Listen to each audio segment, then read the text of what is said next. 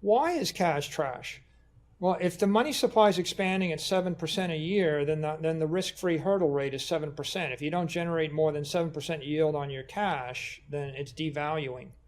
So from 2010 to 2020, the money supply expanded at 7%.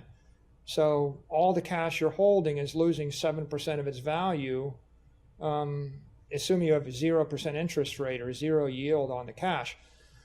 So you can imagine the traditional world, you invest your cash at 3% treasury yields and you get a -7 and it's like a -4% and divide 4 into 72. And, and somewhere 15, 20 years out, you're going to lose half of the shareholder value in the treasury. If you do that, people might hold their nose. But after March of 2000, the money supply is expanding at 24%, the interest rate's 0. So now you have to put a forecast in place. At what rate will the money supply expand? If it expands at 20% a year and you're going to generate 0 in treasury yield, then you're looking at cutting your treasury purchasing power in half in 3.5 years. Whoa. Okay, now that's not trivial. So you have to find a way, if you're gonna have assets, to get over the hurdle rate. Another way to say it is, I have to invest it in a strategy which is going to appreciate faster than the money is devalued. If the money is devalued at 7% a year, then the S&P 500 index better yield 9 or 10%. If it yields 10% and the money devalues at 7%, you're +3. You can save money in an S&P 500 index fund.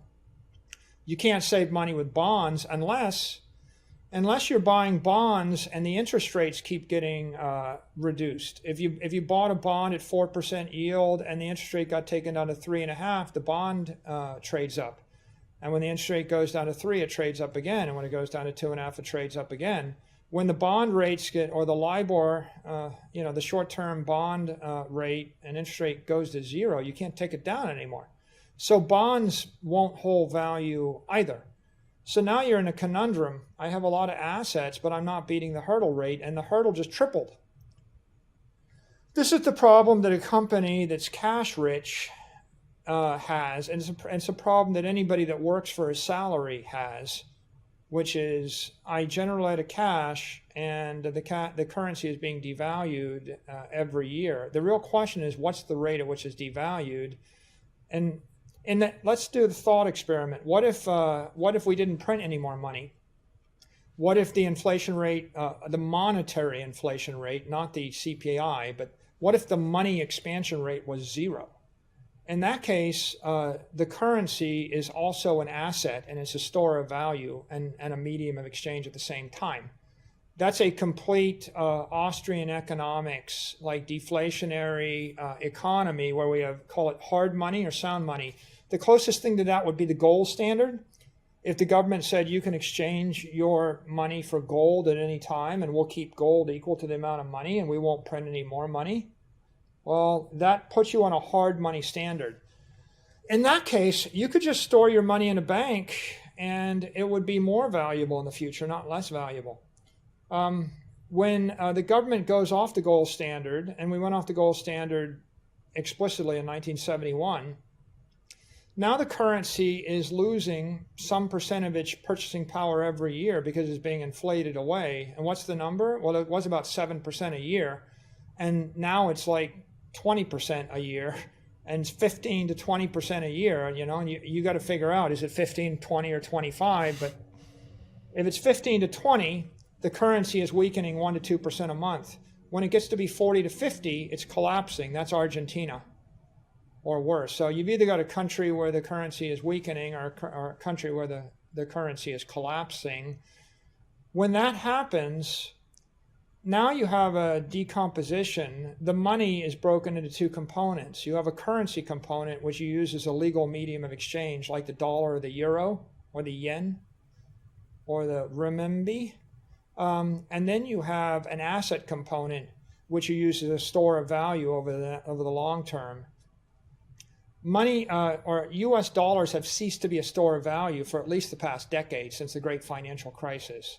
So what people did was they stampeded into ETFs and index funds, right? And to a certain extent, bonds.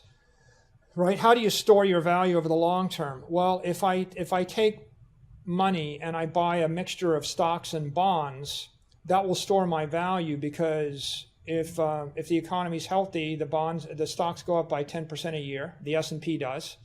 And if the economy is not healthy, the Fed will lower the interest rates by 50 basis points and the bond will trade up. And so that works for how long? It works, watch the interest rates for the last decade. It works until you crank the interest rates down to zero. It used to be overnight money was 550 basis points, Tom, before the great financial crisis. And then they cranked it down from 550 to 500 to 450 to 400 to 350 to 300 to 250 to 200 to 150 to 100 to 50 to zero. And now we have, the bankers say, I'm not even thinking about raising interest rates. So that breaks bonds as a store of value, unless you go negative interest rates.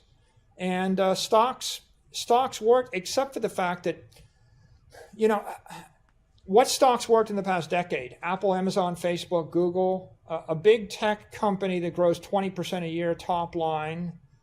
When Apple stopped growing 20% a year top line, they fixed it by taking on massive amounts of debt, buying their stock back, and leveraging up their EPS. So companies that grow faster than the rate of monetary inflation, faster than the 7%, they could hold value. A company growing 20% like Google, Facebook, or Amazon, they all hold value. In fact, they accrete value.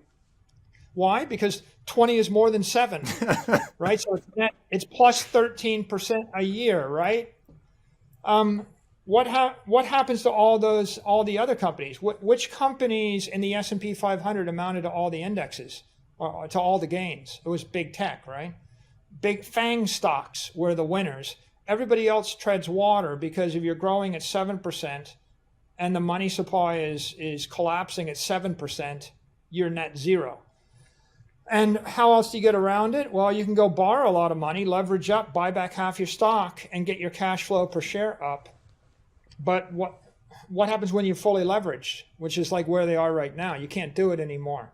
So what's the problem right now? The problem today is the currency is being devalued at 20% a year, not 7% a year, right? I turned up the heat in the frying pan. And the second problem is some stocks could hope to grow 20% a year, like the minority, 5% of them could grow 20% a year for the past decade. What percentage of stocks can grow 30% a year? Because now you got to grow 30 or 35% a year because the hurdle rate just jumped. Now you're pushed out on the risk curve here. You got to take massive risk as a company to grow that fast. You got to do acquisitions. You got to burn the candle on both ends. You got to take on massive new leverage. This is squeezing. Value stocks don't work, right? I mean, it squeezes you out of the value stock trade, because if the company is reliable and it's growing its cash flows 5% a year and the money supply is expanding at 20% a year, cash is trash. Back to my story, right? Why is cash trash? Because I had a value stock with a lot of cash and the money supply is expanding. Look at it from the point of view of an investor. They can invest in the S&P 500 index or the NASDAQ, and those were all up like 40% year over year or something, or they could hold cash and get 0%. Nobody wants to hold cash. And so they might as well just take it and put it into something else. Now, long term, you can get a bump on equities when you have a boost, when interest rates get spiked down. You saw it. When we flood the market with liquidity, initially that makes stocks go up. But let's take the example of Zimbabwe and Argentina. If I keep doing it for 10 years, what happens to those stocks? They don't go up. Right, the problem over time is stocks are valued based upon the discounted value of the cash flows, or at least in part. And so if I give you a company generating $100 million in cash every year for the next decade, but I tell you there'll be 10 times as much money in the economy in a decade, that $100 million of cash will only be worth 1/10 as much in a decade. So the discount rate is jumping, which means the value of the cash flows into the future is collapsing. The road to serfdom, is working exponentially harder for a currency growing exponentially weaker. And so how do you solve the problem? And the solution to the problem is you convert your assets from a weak currency that's inflating into a strong currency, or a strong asset, if you will, that is deflating. Right? The simplest example is, I'm a wealthy business person in Argentina, and the peso is trading 3 to the dollar, 3 pesos to the dollar, and the year is 2003. And now I can go forward and I tell you, well, in the year 2020, the peso is going to trade 150 to the dollar on the blue market or the black market. That's going to be the real rate. So what's your best strategy? Work hard, diversify into other Argentine companies making pesos? No. Your best strategy is convert all your existing pesos into dollars and get it out of the country. And your next best strategy is forward finance your cash flows and convert those into dollars, get them out of the country. And your next strategy is sell equity in your ranch or your business in pesos in 2003 at 3 to 1, 3 pesos to the dollar, and then buy dollars because the dollar is going to go up by a factor of 50. So what you're doing is you're financing in a weak currency, and then you're converting into a strong currency. And that's pretty obvious if you lived in Zimbabwe, or if you live, Lebanon went from 150 Lebanese lira to 700, it went from 1,500 to 7,500 overnight. Whoa. So it means you lost 80% of your money if you had it in a Lebanese bank. And so the answer, of course, is convert your lira while it's 1,500 to the dollar into dollars before the devaluation. Right? Now, what can you do if you're a modern business person, right? If I can't convert to dollars, the next best thing is buy something tangible that won't lose 80% of its value overnight. Buy a boat, buy land.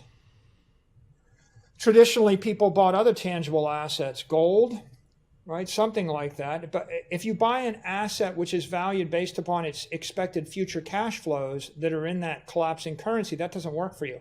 Like, you could own every good business in Venezuela. How's that going to help you when the Venezuelan currency collapses by a factor of 1 million? Jesus. It won't. Okay, so what's Bitcoin? Well, Bitcoin is the strongest asset the human race has ever invented. It's like gold with none of the defects of gold.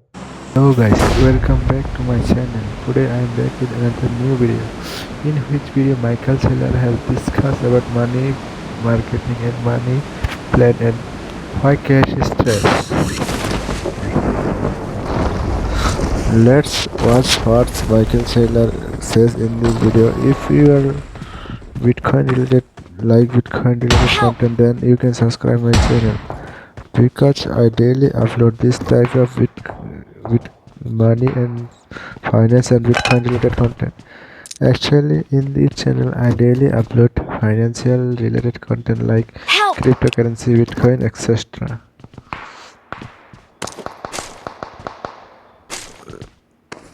So guys, keep watching. I will be back with another video next today. Now I am also playing a game which name is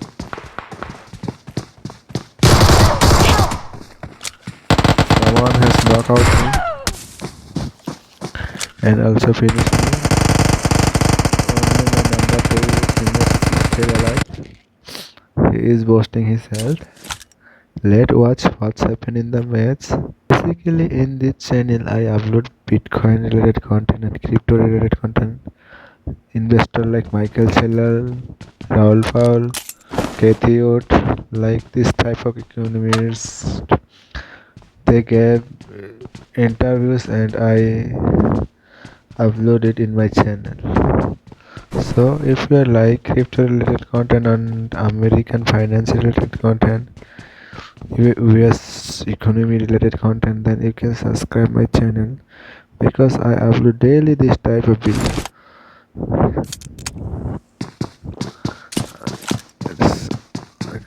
So guys, keep watching what's happened in this PUBG gameplay. Let's watch.